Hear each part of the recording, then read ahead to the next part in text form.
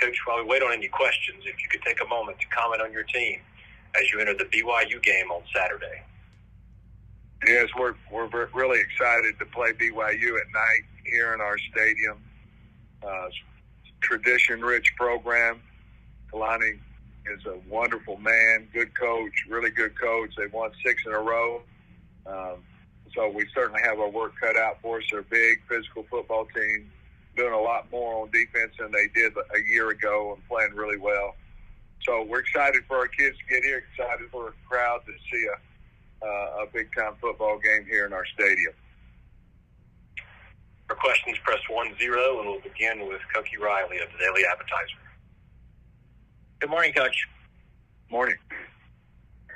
I was curious with Landon Jackson and Dwight McGuire, both LSU transfers.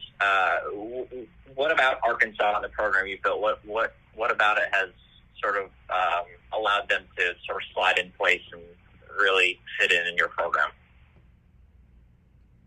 Well, they're good kids, and Landon he was hurt, most of the time over at LSU, and now I think he's playing for the reason that LSU recruited him in the first place. Nudi's done a nice job. There was a need here, big time need. He needed to step up and play immediately when he came in, and I just think sometimes kids need a different look. We had a couple of leave here that went to LSU, so I think kids just need a different feel at times, and it works out a lot of the time. Sometimes it doesn't, but for those two guys, it worked out for us, and Landon being a captain and all those things, it's a big deal, and we're glad that we have both of them. You mentioned that Landon's the captain. What kind of presence, I guess, off the field have they brought to Arkansas as well? I think just the work ethic. Landon obviously went from about 238 to 280 over the last spring and summer, and just what their character of the guys and Landon. I asked him to go to the SEC Media Days with us, and he represented the team well, and just a real popular guy. He does most of his talking on the field. He doesn't say a whole lot, but he goes to work each and every day. Thanks, Coach. Next is Tom Murphy, the Arkansas Democrat Gazette.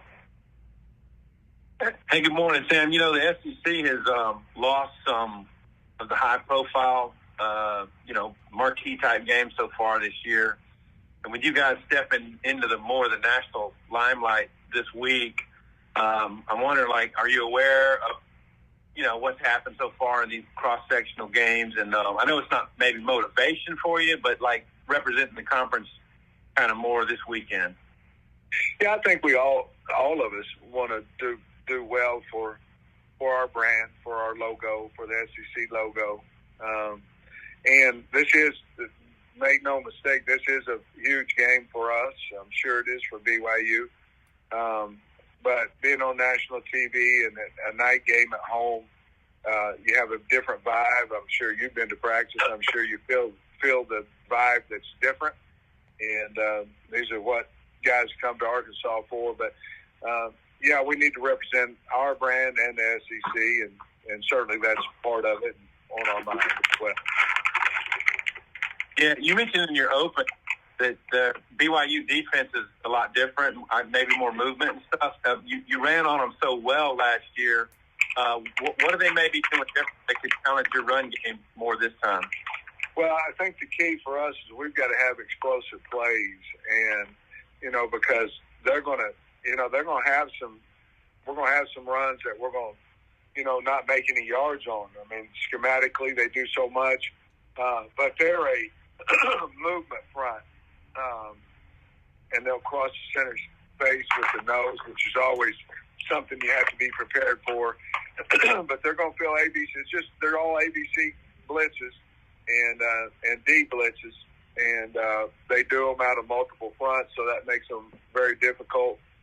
They don't show them, particularly where we have a beat on what's coming So our linemen are going to have to play with their head up. We're going to have to block well on the perimeter and things of that nature. But they're just really aggressive. I would say where Mississippi State has become a very aggressive defense in a fire zone, a man zone principle, that's what BYU will deliver to us Saturday night.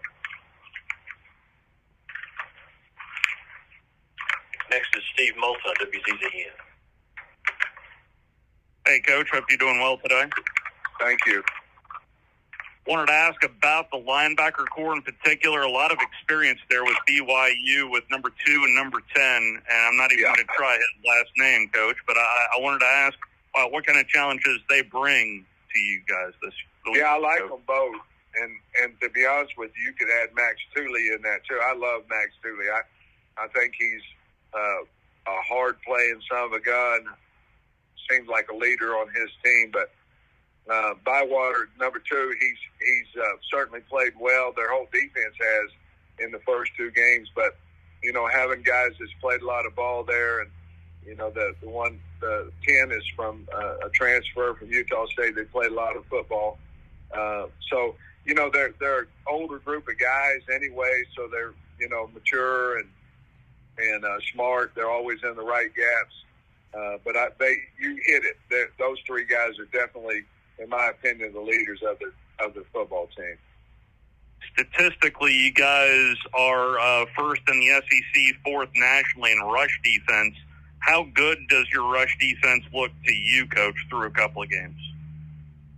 Well, we've had a lot of negative plays. We've had a lot of sacks, and we've had a lot of behind the line of scrimmage plays, and those certainly go into the rushing department, and they help us, and it's certainly part of the game. But our defense, we felt like we'd be pretty good on the D-line. Probably didn't play as well the first game as we did the second game. And we raised a little more havoc in the second game. But, as long as our linebackers are making the fits off of those guys and tackling well, which I felt like we tackled a little bit better week 1 than 2, then we should have a really good rush defense. Thank you, Coach. That's going to wrap you up, Coach. Thank you. Okay, guys. Thank you.